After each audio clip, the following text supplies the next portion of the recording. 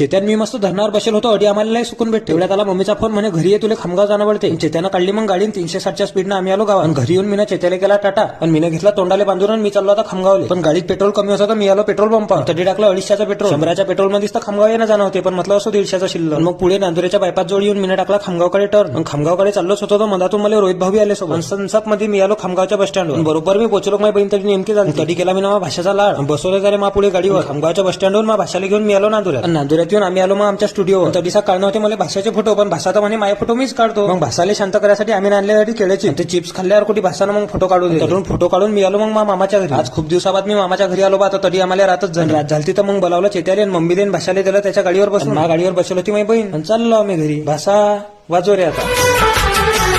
कर दुआ के दिल रह पाए, कर दुआ के दिल रह पाए, सजना तेरे बिना.